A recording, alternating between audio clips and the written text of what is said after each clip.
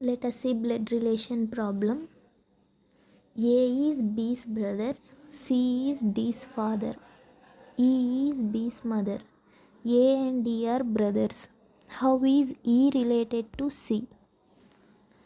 First blood రిలేషన్లో square మేల్గా తీసుకుందాం and circle ఫీమేల్గా తీసుకుందాం. ఏ ఈజ్ బీస్ బ్రదర్ అన్నారు. ఏ బి యొక్క అన్న, అంటే ఏ మేల్. జెండర్ డిఫరెన్స్ లేదు కాబట్టి సేమ్ లైన్లో తీసుకుంటున్నాం, generation difference. And C is D's father. ఇక్కడ జనరేషన్ డిఫరెన్స్ ఉంది, సో సిని పైన తీసుకున్నాం. C is D's father. And E is B's mother. ఇక్కడ కూడా జనరేషన్ డిఫరెన్స్ ఉంది.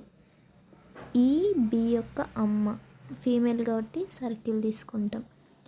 ఏ అండ్ డి ఆర్ బ్రదర్స్, అంటే ఇక్కడ డి యొక్క జెండర్ కూడా తెలిసింది, male. A and D are brothers.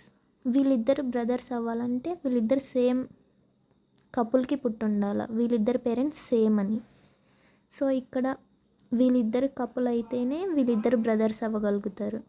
So how is E related to C? E related to C అంటే E is wife of C. Hope this question is clear. Thank you.